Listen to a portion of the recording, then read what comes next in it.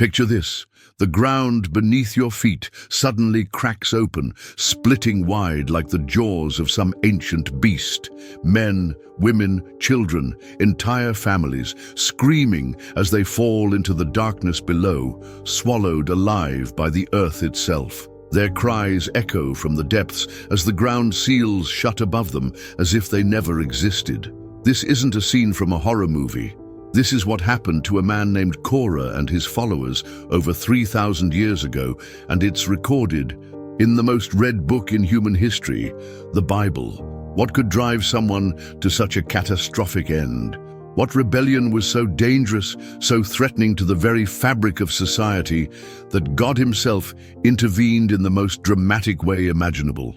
Today, we're going to uncover one of the most shocking stories in the Old Testament. A story of pride, power, jealousy, and the ultimate price of challenging divine authority. Get ready for a tale that will make you question everything you think you know about leadership, ambition, and the consequences of our choices. But before we dive into this incredible story, I need you to do something for me. If this opening has grabbed your attention, if you're ready to discover biblical truths that could change your perspective forever, hit that subscribe button right now. Ring the notification bell so you never miss these powerful biblical narratives. And if this story impacts you the way I believe it will, smash that like button and share this video with someone who needs to hear this message. Your support helps us bring these timeless stories to more people who are hungry for truth. Now, let's journey back to the wilderness where one man's ambition led to the most dramatic divine judgment in biblical history. Our story takes place in the harsh wilderness of Sinai, approximately 14 to 50 years before Christ. The Israelites have been wandering in the desert for nearly 2 years since their miraculous exodus from Egypt. They've witnessed God's power firsthand. The 10 plagues, the parting of the Red Sea, the daily provision of manna from heaven, water from rocks, and the very voice of God thundering from Mount Sinai as he gave them the 10 commandments. Yet despite all these miracles, discontent is brewing in the camp like a poison spreading through their ranks. At the center of this brewing storm is a man named Korah. But this isn't just any ordinary Israelite with a complaint. Korah is a Levite, a member of the very tribe chosen by God to serve in the tabernacle. He's not some outsider looking in. He's an insider with access, with privilege, with a divinely appointed role in the spiritual life of Israel. His lineage traces back to Levi himself, making him a cousin to Moses and Aaron.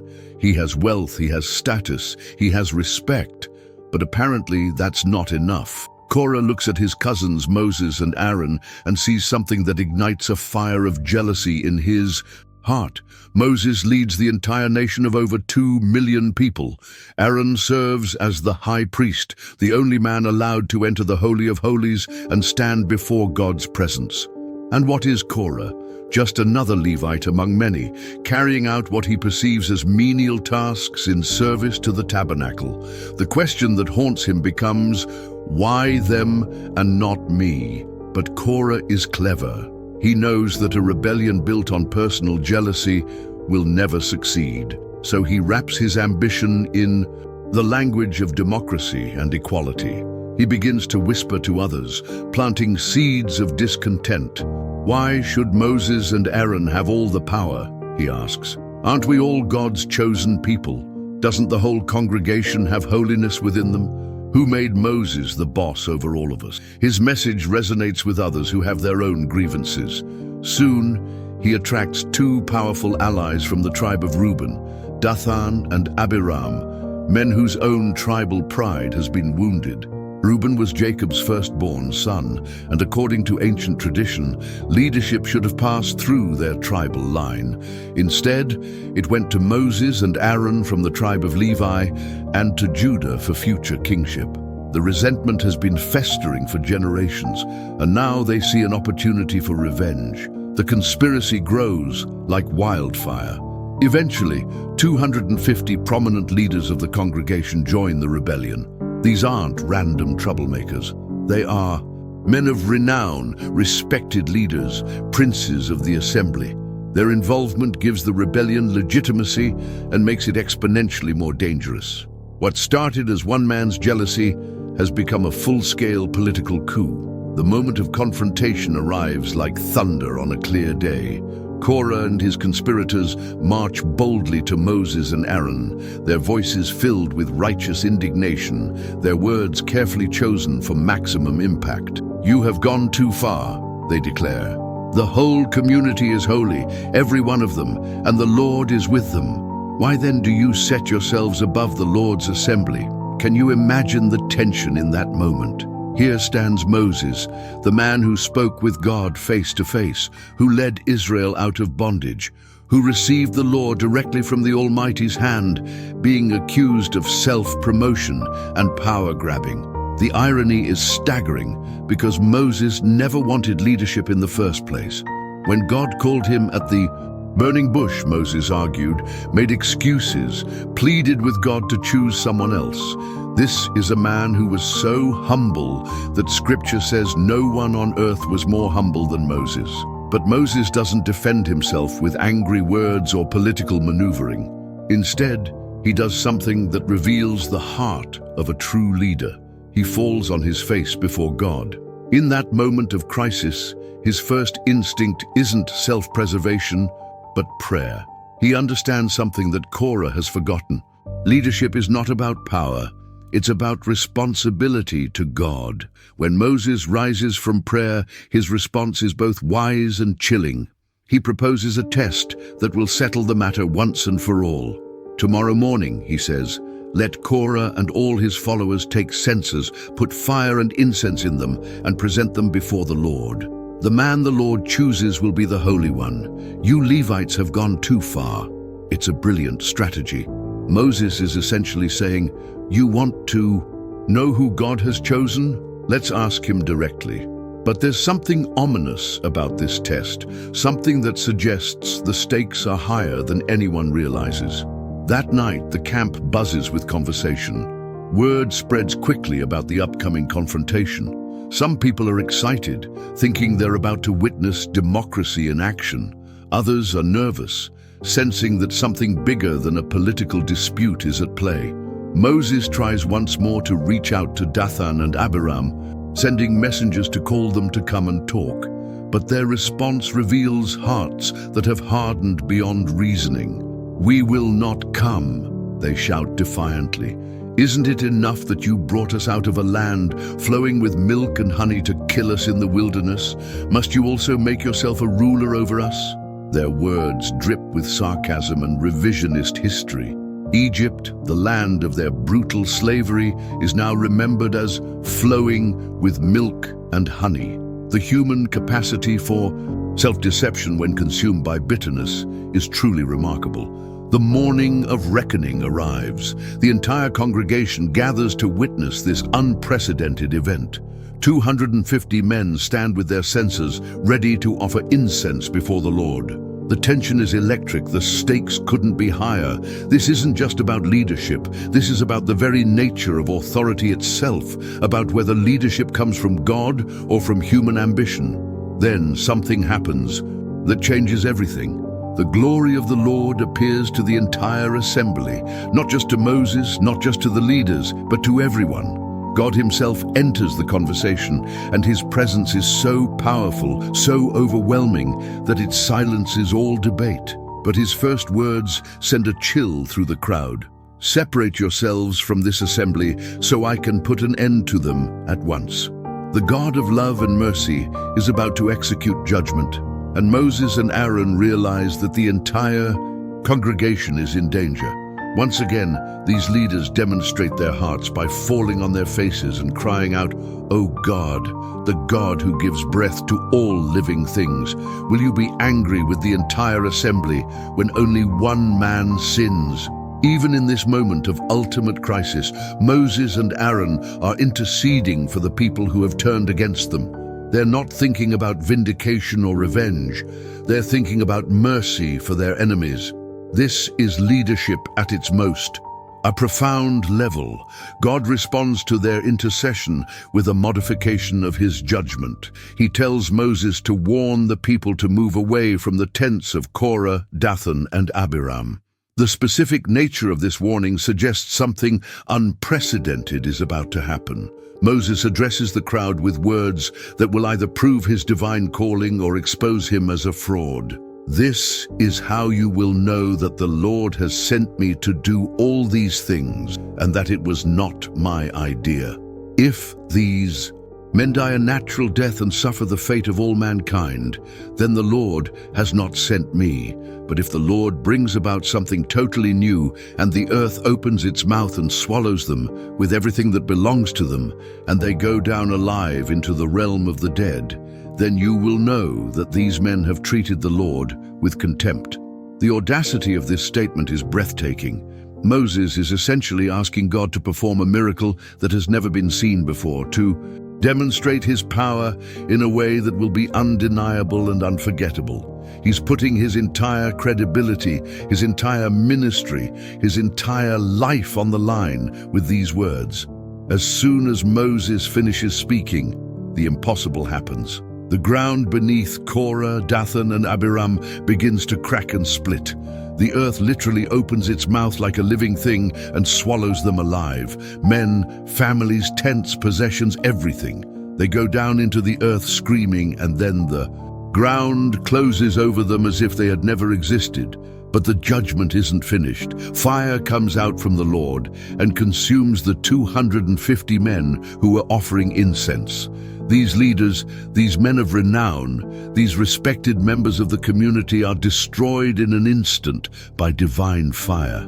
The people who witness this are terrified beyond description. They flee, screaming, "The earth is going to swallow us too." They've just witnessed something that defies all natural law, something that demonstrates the reality of divine authority in the most dramatic way possible. You might think that such an overwhelming display of God's power would settle the matter permanently. You would be wrong. The very next day, the people come to Moses and Aaron with an accusation that reveals the incredible depths of human stubbornness. "You have killed the Lord's people." Can you believe it? They witnessed God's judgment with their own eyes, saw divine fire consume the rebels, watched the earth open and swallow the conspirators, and their response is to blame Moses and Aaron for murder. It's as if they're saying, "How dare you pray to God and let him judge these men?" The capacity for self-deception and blame-shifting when people are determined to reject authority is truly astounding. This second rebellion triggers an even more severe judgment. God's wrath breaks out in the form of a plague that begins killing people throughout the camp. Moses realizes immediately what's happening and orders Aaron to take his censer, put fire and incense in it, and run into the middle of the congregation to make atonement for them. What happens next is one of the most powerful pictures of intercession in the entire Bible. Aaron runs into the crowd with his censer, literally standing between the living and the dead. Where he stands, the plague stops. Behind him, death. Before him, life. He becomes a living barrier against divine judgment, demonstrating the role of a true priest, not to lord it over people, but to stand in the gap and intercede for them. By the time the plague is stopped, 14,700 people have died, in addition to Korah and his conspirators. The total death toll from this rebellion approaches 15,000 people. It's one of the most severe judgments in the Old Testament, and it all started with one man's jealousy and ambition. But God isn't finished making his point. He tells Moses to collect 12 staffs, one from each tribal leader, and place them in the tabernacle overnight. Aaron's staff represents the tribe of Levi. In the morning, only Aaron's staff has budded, blossomed, and produced almonds, a miraculous sign of life and divine approval. This staff is kept in the tabernacle as a permanent reminder of God's choice and a warning against future rebellions. So what can we learn from this shocking story? First, the danger of comparing ourselves to others and allowing jealousy to take root in our hearts. Korah had a good position, an important role, a place in God's plan. But instead of being grateful, he looked at what others had and became consumed with resentment. How often do we do the same thing? Second, we see how personal sin rarely stays personal. Korah's jealousy spread to others, ultimately costing nearly 15,000 lives. Our attitudes, our words, our choices have ripple effects that we may never fully comprehend. Third, we learn that true leadership is about service, not power. Moses and Aaron consistently put the people's welfare above their own interests, interceding even for those who rebelled against them. This is the model of leadership that God honors.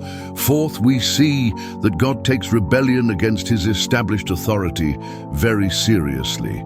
This doesn't mean we should never question leaders or that all human authority is infallible, but it does mean that when God has clearly established someone in authority, rebellion carries serious consequences. Finally, we see God's incredible patience and mercy.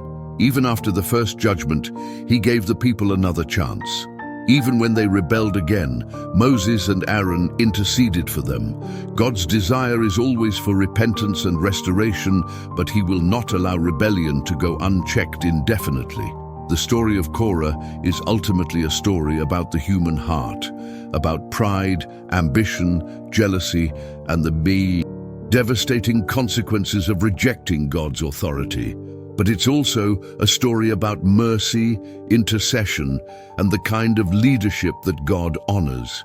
In our world today, where authority is constantly questioned and challenged, where everyone wants to be their own boss, where traditional structures are being torn down, this ancient story speaks with surprising relevance. The ground may not literally open up and swallow rebels today, but the spiritual principles remain the same.